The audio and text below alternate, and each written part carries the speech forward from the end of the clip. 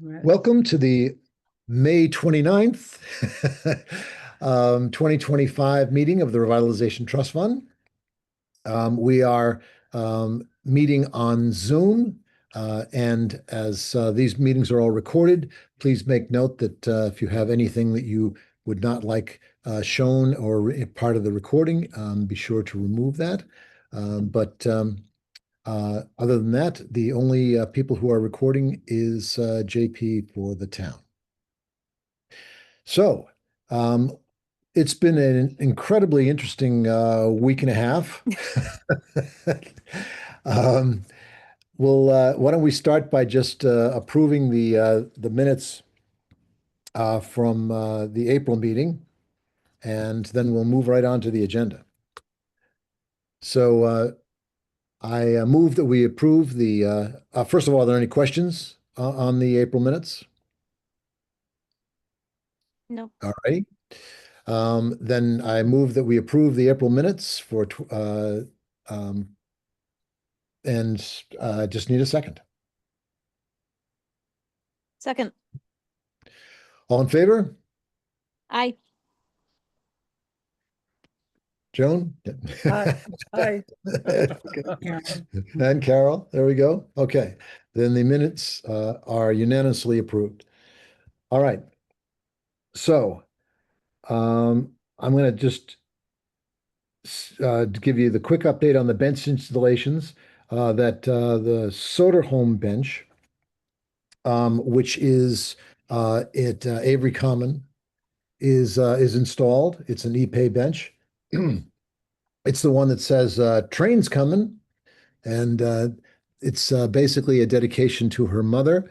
The two of them live in the Heights, or she and her mother did live in the Heights. She still does. Um, and her mother always used to get very excited about being able to hear the train whistle. Um, And and she would say, the train's coming to her daughter when she would hear it. So she thought that would be a fitting thing to be able to put on the bench, which is right next to where the train station is. hmm, So when you get a chance, you can stop by there and see that one. The second one is the bench for Goodfellow. This is Chief Leary, former Chief Leary, who he and several of his friends wanted to be able to do something for a person that they'd grown up with, who had gone off to Vietnam and then came back, and I guess it was very tough, and he passed away when I think he was about 26 or 27 years old. hmm, So they've always wanted to be able to do something for him, and he loved to fish, and so they thought, what a great place would it be if we could do it at the Amity Path. So that's what they did, and we installed that bench. Let's see, about 4 weeks ago now. Um, and it looks great. It's the same exact style uh, and installation method as all the other benches that surround the Amity Path. All the only difference is that this bench is made of a composite because they no longer make this particular bench in wood. But it looks great. The recommendations that Eric made for a installation company to be able to do it, somebody that he's worked with in his work. Uh, they were just absolutely terrific, and did a very just beautiful, meticulous job, and did it, basically giving a really nice donation to the Revitalization Trust Fund. It cost about half of what it would normally cost to be able to install it. So it made the whole bench project affordable for the sponsors, and it came out great. The greatest irony is the fact that I've been reaching out to Chief Leary, trying to be able to let him know that his bench has been installed for the last several weeks, but I haven't been able to reach him. So he had said something about he was going away for I think the some part of either May or June. So I believe that he's still away doing that. But I've emailed him and left messages on, well, tried to call on his phone, but I can't leave messages on his phone because he doesn't have voicemail set up. So, anyway, that's the scoop with that one, but it looks great. It's installed and everyone did a really terrific job. The third one is the Ron Sokol bench, which is installed at Memorial Park. That bench is basically had two pieces to it. One was the bench itself. The second was a concrete pad that we had shipped in from Ohio. And while I was away, just before I left, that we got the bench assembled and also into the general location of where it was going to be installed. And then um, while I was away, I coordinated being able to get the concrete pad delivered to the site. And Park and Forestry did a beautiful job of being able to, just cut the soil to be able to install and prepare the pad, and then install it, and then ultimately just, place the bench on it. It's right at the front part of Memorial Park. After you drive in, it's on the left-hand side. There's a sort of a high raised area that has a beautiful tree in it that's dedicated to a person. And uh, it was one of these things where we have the bench that actually is sitting over to the side of where that tree is, so that when you sit in it, you first of all, the tree and some bushes behind it actually create shade so that the bench is not out in the bright sun. And the second uh, is that it faces towards the memorial field, which is what Ron spent so much, wonderful time being able to help bring into fruition, along with a team of other people. But he was really instrumental in being able to help really promote and get the Memorial Field clubhouse and bench, um, completed. And so his wife wanted to be able to do something. Right now, Ron is unfortunately um, dealing with Alzheimer's, but his wife wanted to be able to really do something that she knew would really make him excited and proud, and basically something that became uh, a a gift to both the town and to Ron on their 71st wedding anniversary. Oh, So, wow. That's pretty so good.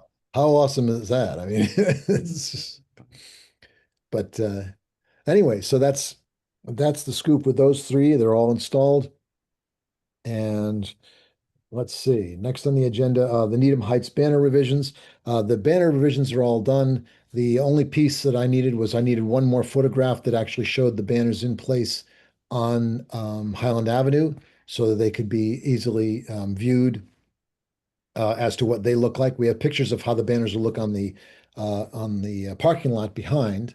But we didn't have a good picture of being able to get sort of the face on so you can see where they were on Blue and Highland. There are four poles on the from Blue on Highland to down to Starbucks that the banners will go on, and then one across the street at the center of the block that faces there on the common. So you'll basically see the banner from both directions. And uh, Which common is this? this is the Avery Common in Needham Heights. Needham Heights. Okay. And so anyway, so that's I'm going to get those rendered onto the posts um, in the next day or two, and then basically the first of the week, I'll submit the completed proposal to JP, who will carry it through the process on the internal side for the select board. And we had one inquiry because apparently the word is out that we are working on a project for the Heights. And um, they just inquired. They had somehow heard that we were just going to come up with a new flag for the for the Heights, and so I've left a message for them and reaching out to them to be able to explain, no, it's there are no new flags that are going into the heights. It's actually, a banner program that'll um, designate where the public parking is, as well as the amenities of Needham Heights. So, and that there'll be, public feedback period when it gets presented to the select board, they accept the proposal, and then they leave a 2-week period between meetings to allow for public input. And then at the next meeting is when they actually do the final approval. So if we get that final approval, then we can move forward and get the funding, finish securing the funding for the banner. Is the design review, I'm trying to think of the banner program. Does design review board look at them or no? They already have. They had already Oh, approved it months ago, but the thing that held it up, as you might recall, is the new logo. yeah. So Yeah. what we basically had to do is go then wait for that to be completed, and that didn't happen till like November, I guess is sort of Yeah. final, something like that. And of course, we weren't going to do this during the winter. So, but the new logo is on the banner, as well as we even used the highway font, so it conforms to all public displays of of lettering. So tried to cover all the bases in this. And so it's as far as the banner and the for both the public parking and the other, they're all, in compliance and all ready to go. So we will ship it in and let JP take it from there. So that's the scoop with that. And I'll at the next meeting I'll provide the feedback I've had from the woman who inquired to the town, so that you all know where they were at too. And let's see. Update on the Needham Envision project. Well, you probably heard a lot about it. Since it seems everybody here, including apparently many people across the country, have heard about this. Um, Basically, what the committee has done, um, and I speak to this from being on the committee and the discussions that are happening within it, is that number one, they were trying to be, and once this started with sort of became sort of a campaign that the committee has wanted to be able to get to provide clarity to the business people, obviously in the downtown, but just to the town itself to assure that all that came out originally was just a rendering of initial concepts, and that nothing was cast in stone. It's a continuously developing project. And that's basically what the Envision Committee is working on, is being able to get the public feedback, get the feedback now from the businesses. Now we have 3 different members of the business and landlord community on the committee. And so we'll have that feedback, continuously now. And that they've postponed being able to do the prototype. They said for basically 6 months, but that would put us into the winter. So my guess is, based on the discussions I've heard, that it would probably become another spring or summer prototype, and that during this period of time, that the refinements that really make it so that everybody feels good about the project, including parking spaces, bike lanes, all those kinds of things, will be, ironed out within that period of time, before a working prototype would go into place, which basically would go into place for, I believe the plan is still to be able to go for a 12-month period. So it's able to be operated and lived with for a period. So throughout all the seasons. So if there were any idiosyncrasies to individual seasons that might have caused trouble, that those could be ironed out in that prototype phase. So that's basically where we're at for that. It's the committee will continue to meet and continue to refine and use the feedback, and I believe we'll come up with a version of it or maybe a couple of versions of it that will, retain the things that people are really concerned about retaining.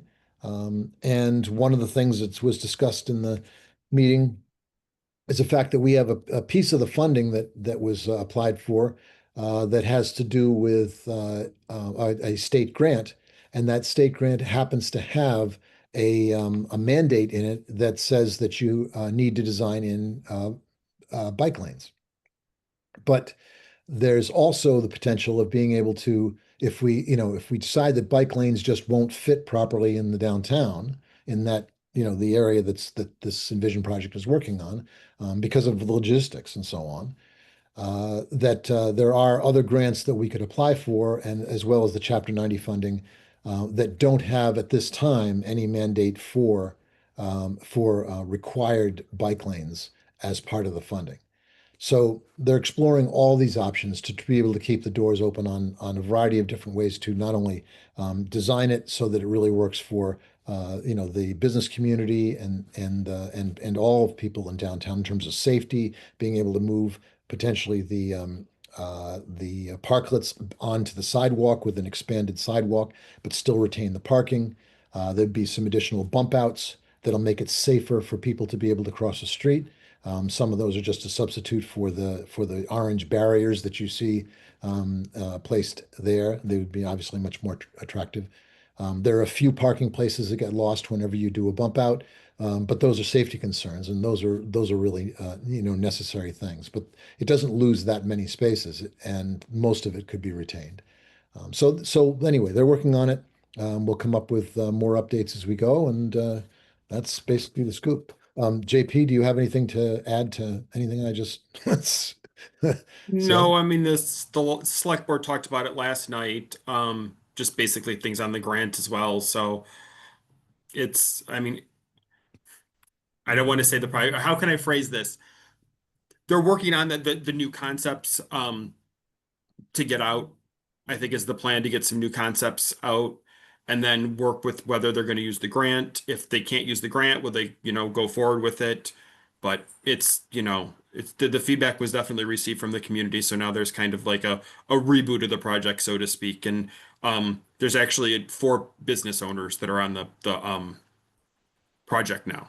Yeah. There's Paula from the Y, Liz from Bar 3, Eileen from Proud Mary, and from Mickelson's. And I'm drawing a complete blank. But the manager of Mickelson's, she lives in town, Very and I good. feel horrible that I forgot her name. Yeah. So yeah, so we've now got a good basis to be able to have a variety of different approaches, and that's in addition to the variety of other skills that have been brought into the committee that are giving input from other perspectives too. So I think that's great. Anything else? Okay. All right. Let's see. Jessica, you've been talking with Karina. Do you want to just give sort of an update on the profile for the next From Needham to the World? Sure. Corinna was working on the next one. And I wrongly thought that sort of the easy place to start would be Allie Reisman, who's obviously very well known. Lots of information about her, lots of images of her in the public domain. I figured that would be a pretty easy one for her to do for the first time, which I think it was in terms of putting the content together. She put together a great profile, some great images. She did a great job putting the whole thing together. However, then had a very difficult time getting a hold of either Allie Reisman or any member of her family or anyone who represents her. Which of course we want to, I don't know that we technically need the person's permission, but of course we would ask for their blessing before we'd put up a mural about them. So she tried many different ways to get in touch with her, to get in touch with her representation. As a last ditch effort, I went on the Needham Facebook page, which has saved me in the past, and just basically said, this is a long shot, but if anyone here knows anyone in Allie's family, we'd love to feature her as a remarkable resident of Needham in this project we're doing. And a couple people did say they would forward the information and my contact information. One woman said she was friends with Allie's father, and she texted him all that information, and she knows that he received it and read it. But I never heard anything back, and I don't believe Corinna ever heard anything back either. And that was about a week ago that I tried the Facebook method. So I'm not sure. Maybe they're just out of town for an extended period of time. Maybe, sometimes people when they're in the public eye just want to break from it and they don't really want to do things like this anymore. I don't really know. But neither of us ever heard anything. So anyway, so I quickly sort of came up with a plan B, which is there was a doctor, an activist born in Needham. His name was John Dix Fisher, way back, a couple hundred years ago. He was the youngest of six children. He went to Brown University and Harvard Medical School. Then he studied abroad in Paris, where he visited the first Institute for the Education of People with Blindness, which was pretty sort of very progressive and very forward for its time. He came back to the U.S. determined to found a school like that here in the Boston area, and he did. He, through a tremendous amount of effort, fundraising, advocacy with the legislature, founded what is now the Perkins School for the Blind, which is very well known and all around the world, really. I mean, they now have projects all around the world, and I think like 49 different countries, helping people with blindness. Um, it was really a very sort of a big step forward, especially for the time in educating people with disabilities. I did call and speak to a woman who maintains an archive at the Perkins School. She was very excited to hear that we're doing this. She said Dr. Fisher's memory is very highly revered there. And they were very excited and said she was sure, people from the school would want to come see the mural. He did not marry or have children, so he doesn't have any descendants that they're aware of. So I guess for better or worse, maybe it's helpful, maybe not. There's no one to really track down. Um, in a way that's helpful because we don't, that's not going to hold us up. But she also offered some access to some images that they have. I found a few online that were public domain, and then I also put together a profile of him. And so she did email me last night with access to a bunch of images that they have from that time. I mean, obviously, people weren't photographing as much as they are now back then, but there were some interesting photos on there, and she said we're welcome to use any of them. So I'm going to look more closely at them tonight and forward, as many as I think will be helpful.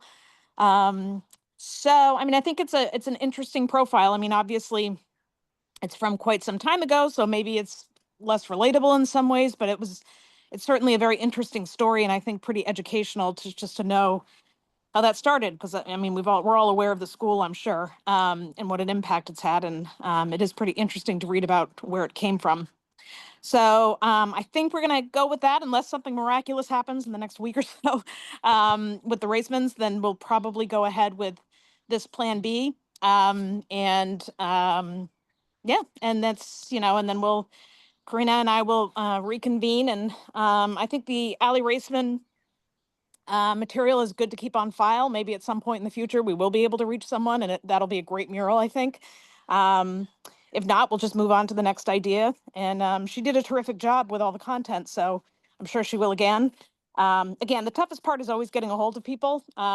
So she and I are going to talk. I mean, it might make sense to try to get a hold of the person before we actually start putting everything together, just so it doesn't feel like, all the effort went into it and then we couldn't do it. So we may talk a little more about that. But that's sort of where we are right now. Well, that's great. I mean, Yeah. first of all, thank you for being able to work these two things, and obviously the two of you being able to sort of go back and forth and not only in the investigations, but also when we run into snags, having to go to a plan B.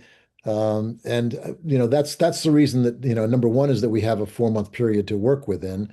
And number two is that we try to be able to make sure that sometime in the first 4 weeks of our of our work period, that we've gotten pretty clear that we'll be able to find the information, that we can reach people, they can do those kind of things, so that we have an option of being able to have enough time to get to Plan B. Hmm. So, we sort of hedge our bet on these things. So I think that's great. And I also think, that's a very cool thing about the Perkins School for the Blind and Hmm. Yeah, and it's a great his story. work. I mean, I'm sure that I really think that there'll be a number of people in Needham who will really be very, surprised and impressed that he was basically the origin of that whole thing starting. Hmm. The Yeah. It's just like it's like another cool person from Needham, Hmm. and thinks it really did change the world. So Yep. that's awesome. So and the other thing is too that even though we've got the basics of the Ali Raceman one built, that uh, by getting this other one done simultaneously, and I'll get the information over to Seymour, as quickly as you can send it to me, Hmm. that so we can get the concept, layout thing going.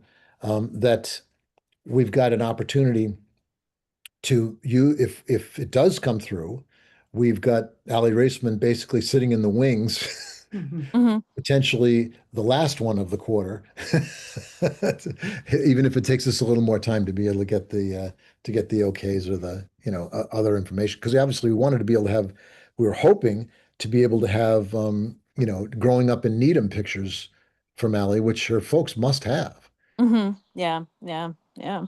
So, and I think people would get a real kick out of that, especially since there were so many, young women in the town that were, either classmates or in the gymnast classes with her when she was, starting out in training. Hmm.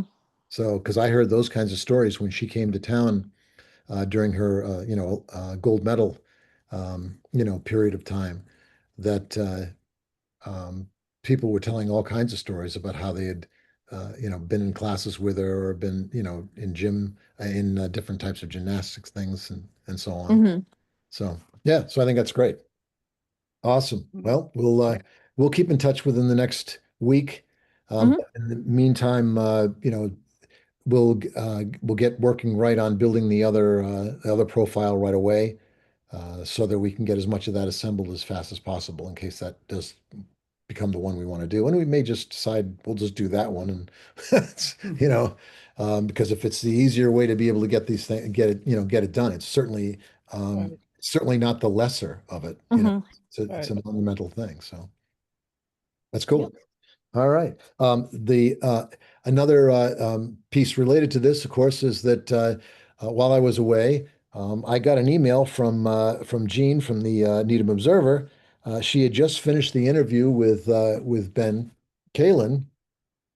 Said I just did this great interview with him. He was a lot of fun to talk with, and he said, and then I said I was going to go over to the wall and then take a picture of the frame again, even though I got one from the original one, the unveiling. And she said, and it's not there. And like, so I got the email. As soon as I saw it, I made a phone call to Needham Center Fine Wines. I asked them if they would go out and look at the wall. Please verify that it's really not there. And would you take a photograph and send it to me? And so they did that. That assured that it definitely was not in the frame, which, it's this goes into the frame, but it goes in, sits in a lip that wraps all around the inside. Then the frame itself snaps onto this entire thing. So it's very securely put there. So the initial thought was, well, somebody must have taken it. But why would they take it unless they, just knew Ben and they thought it'd be funny or something? We don't know. He's a comedian. But it turns out that the next call was to Needham Police. And so they went back through the footage because there are cameras all through the downtown area there. And they literally zoned in because I gave them a pretty narrow window as to where, when it could have happened. It turns out that it happened on May 13th, and I had left on the 10th. So I knew it was up good up till there because I had driven by it with just a day or so before I left. And and they said they literally watched the thing, and I haven't got a chance to see the video yet, but they're going to send it to me. But they said that the wind, we apparently had like incredibly harsh wind that just popped up. And they said they looked at the American flag. The American flag was like straight out horizontal, and the winds were whipping around. And then they saw that that somehow the air must have gone in through the sides of the frame, billowed the center of the frame, and Mm. pushed enough air into it to literally just sort of collapse it out of the frame. Wow. So, well, but the thing that's interesting is apparently it sat on the ground for about 4 days and nobody had done anything with it. So, um, somebody from Citizens Bank went out and I guess, and somebody brought it into Citizens Bank and said, "Hey, this is on the ground. Can you, just hold on to it and, let the police know." So they went by and picked it up. Well, two things. One is I had already ordered the replacement while I was still away. So yesterday, today's Thursday? Yes, Wednesday. Um, I went out with actually my brother-in-law and we put in the new Ben Carlin replacement. So it's back up and running again. The article is coming out. It's actually in today's Needham Observer. Yeah, Oh, I Uh, read good. it. yeah, It's that's the great, interview, great right? article. Yeah, Yeah. very So we wanted to make sure we got it up for the article, right? Yeah. I told right. Jean, can you hold off until because she was going to do this last week. I said, can you hold off until I've got the actual profile back into the frame again so that we can, have people to go look at it, right? And so she did, and that was great. Um, so I went to the police department today and picked up the other one. The thing that was amazing to me is this thing had been sitting on the ground for 4 days. It had been blown out of the frame. And when I went to pick it up, there's like not a scratch on it. Wow. Terrific. I mean, Well we made, I literally could have guess. put it Yeah. back in. Yeah, I mean, we were, the intention of the process that we've used to do these is to have them be highly durable because they're out in all kinds of weather, right? But it was just amazing. It's really just other than the place where the frame actually touches it, had some of it scrapes, but throughout the whole thing, you wouldn't even know that it fell out of the frame. So we have Wow. it there now. Yeah. But but that was amazing. And then we've the whole thing is back together and it was just basically the win. So what we did is when we reinstalled the new one, we actually now run there's a Velcro strip that's about 8 or 10 inches long that's installed on the center of the frame before the poster is put in, the panel's put in. Then you peel off the backside of the hook one and just install the panel, and then it sticks to the back of the existing panel. Good. So yeah, so even if wind gets behind this again, it's going to have to go a long way to get this thing to buckle in the center and pull it out again. So Wow. I think we've got a long-term solution to be able to prevent this from ever happening again. But it was Yeah. certainly an interesting story. And Wow. Jean was actually going to call Ben and let him know about how his profile was really more active than anyone expected. Yeah. Wow. Wow. So that, Amazing. yeah. Let's see. There are actually, there are three new benches that are being proposed. One is for the Volante Path, which is to being dedicated to a postman who worked that same route for, I think it was 42 years Mm. and was loved by all the people in the neighborhood and all of his coworkers. He was just a great guy and he loved his job. His family said that, when he got up in the morning, he was going to get to do his job. He was just like the thing he looked forward to every day. So we're in the process of getting the assembled pieces for that and an inscription and things like that. So we'll get those proposal done for that one. There's another one for the bench in front of Starbucks. Right now, it's just a blank bench there. But I've already talked to Ed Olson, and he's fine with being able to just relocate that blank bench to another spot, which I, will help him pick out, so we can just physically move it to another spot, and then this one will go into there. Um, and we're also waiting for the inscription for that one. The third one is actually for DeFazio Field, um, which is has another great story behind it. And so I'm meeting Ed tomorrow to be able to to get the process going on that one, to make sure that the site where it's proposed to be able to go is acceptable to both Parks and Forestry, and of course then it goes on to um, Park and Recreation Committee for their final approval of the whole thing. So those are the three benches that are sort of in process that have just come along within the last, say, 4 weeks or so. Let's see.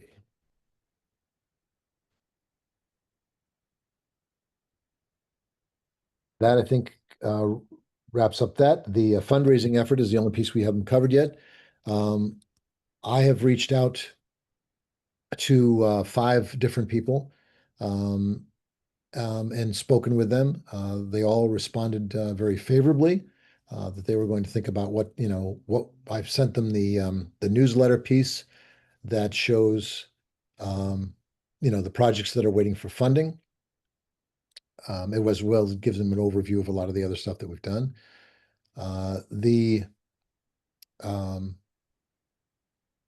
Basically, we're waiting for them to be able to finish or deliver their donations, so that we fill this gap that we've had between the increase in the cost of the banner program, and the fact that we lost a couple of sponsors who are long-term sponsors, within this calendar year.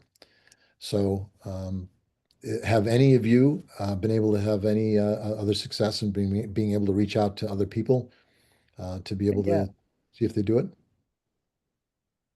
not yet. But I have a question. Yeah.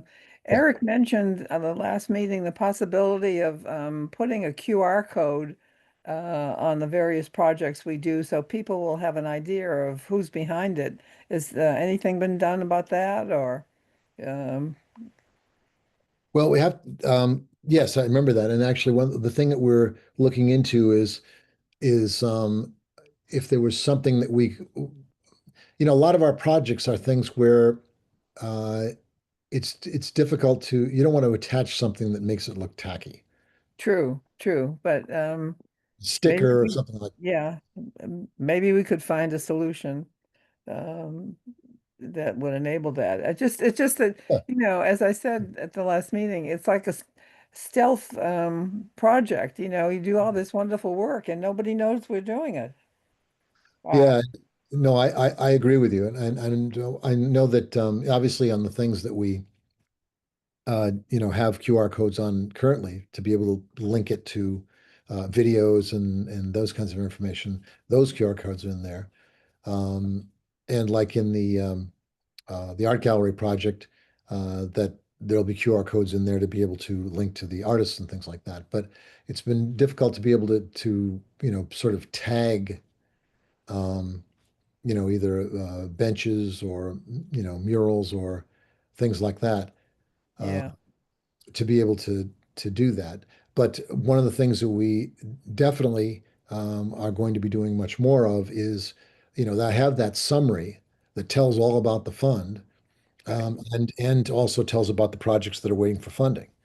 Right. So that piece in itself allows a lot of options in terms of being able to get, to really understand what the committee does. I know. I think that piece is wonderful. It's just getting it distributed to enough people is the issue. The piece is excellent, but it's distribution.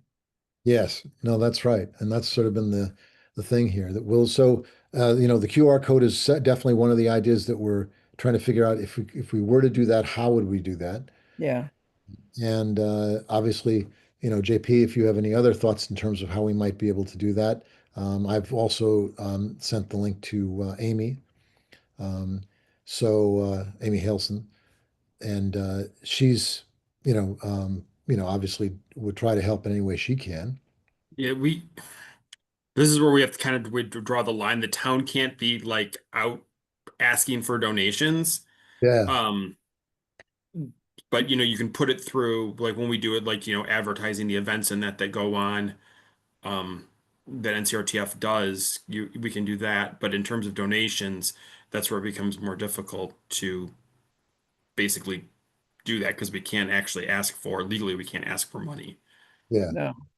yeah. So that's part of the reason that we're sort of a stealth thing is because we can go out and directly ask people for donations, but but the town itself can't do that for any organization. Right, right. No, well, I don't mean to, put a thing, donate here, just to let people know who did it. Like I say, I didn't know several of these things. I hadn't have a clue who had created them or what the background was. So just to get the story of the organization and, the good works that are done, and then maybe people would be interested, would volunteer, would ask about, eventually. I mean, this is a long-term thing. Get to know it and then say, gee, I'd like to be part of that. So it's the first step is letting the world know who's doing Yeah, it. yeah.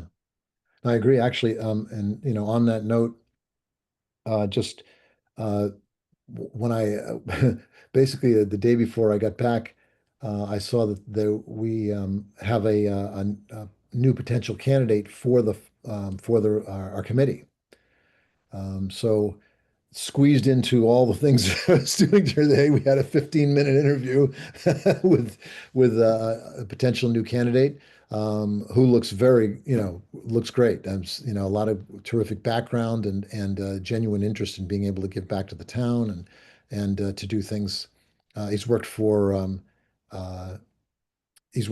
some very large organizations and in great leadership roles. So I'm very excited that he was interested in being able to, see the Revitalization Trust Fund as one of the things that he was applying for. He's applied to a couple of different ones. Great. So we shall see, but we may have a new member, and that'll also help us. In other words, we'll have more people on the committee to be able to actually, reach out to more channels. So. Right. So yeah, I agree, and I think the other thing we haven't done before, but it's certainly a possibility, is that if we could do uh, maybe a series of stories that we post through Facebook on a Yes. consistent basis, Yes. That because that will give you good exposure. Right. I mean we could always we could post videos that we have because we have a variety of different videos on the different projects. We have things like that so that we could, consistently, like, 2 or 3 times a month at least, put up one of those videos, a Hmm. couple of, stories behind the projects, things like that. Yeah. So that people start to see these on a consistent basis on Facebook. Exactly. Exactly. I think, Get familiarity. Yeah. yeah, I think that might, the Needham MA Yeah. book, Facebook is is very widely read, as we can tell with the Envision project. So Yes. so with all those eyeballs on there, that I think we have a shot of definitely expanding the visibility of the fund Yeah. Good. in a targeted way, because you can't just do Facebook advertising, No, uh, no, no. because that just goes out to too much of an audience that Yeah. wouldn't be relevant. So yeah. Good. All right. Any other comments in terms of or ideas in terms of fundraising or reaching out to individuals at different places? One of the things we also did, just so you know, is also did a follow-up with Amy um, on the and wrote up a piece that I think she published today, which was the follow-up on the conservation cleanup. So that people will know, that we put it together and that there was a whole group of volunteers, and the 12 people went out and did this, and we thanked Ivan from Hearth for the food, and you know basically and included some images of everyone out there doing work, and so that'll be another piece to add more exposure to the Revitalization Trust Fund too. Mhm. Excuse me. All right. Any other questions or items or things that we? No, that's it. All right. Well, thank you all. I know with the shifting of the meeting that was kind of crazy. I apologize for. I try to be able to. The reason it comes down to the wire sometimes is because we're supposed to only discuss the things that are specifically on the agenda, and you can't really bring up too many. You can't really bring up things that aren't Uh, be on the agenda because then they're not publicly, you I know, see. advertised. So Yes. I sort of wait till normally about 4 or 5 days before the meeting, figuring that will cover as much as we can. Hmm. But in this particular case, because um, it was on Fridays, the town closes at 12 o'clock, and it just slipped my mind that Monday was a holiday. I kept thinking that it was, the next weekend. And so, I sent it in, but then they couldn't actually publish it on Monday. That pushed it to Tuesday. Tuesday to Wednesday is not 48 hours. So, Oh. so on Wednesday, I was scrambling. Actually, on Tuesday, I was actually in the airport for like 3 or 4 hours coordinating between finding out if you guys could all meet, asking JP to do a Hail Mary to get the Zoom link updated, Oh. and then getting it submitted. And I got this great note back from Kalen. He goes, it's 4:48 p.m. on which is 12 minutes away from the end of the deadline to move the You meeting. made it. You He made goes, it. yeah, try to give us more advance notice. This is like, absolutely. This is not something that we wanted to have happen.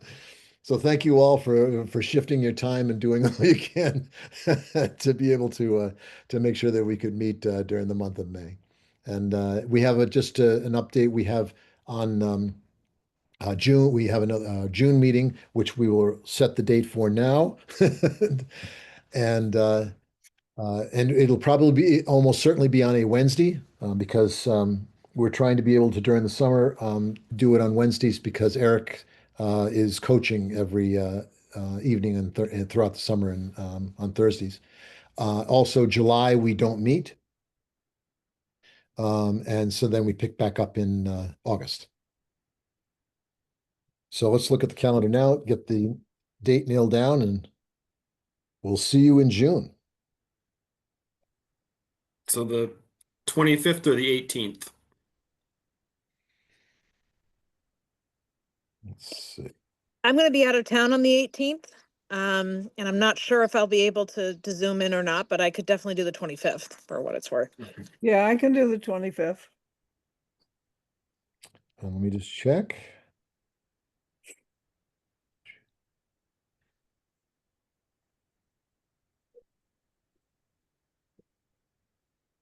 Yep, I can do the June 25th too. Now Okay. this is June, June, yeah. May 25th. Sounds Okay. good. Yeah. All righty then. Get Well, this. thank you, Paul. Thank you all. Yeah, most is great. Thank you very much. So I will uh ask, do we have a uh proposal to end the meeting? And Well, I propose to end the meeting.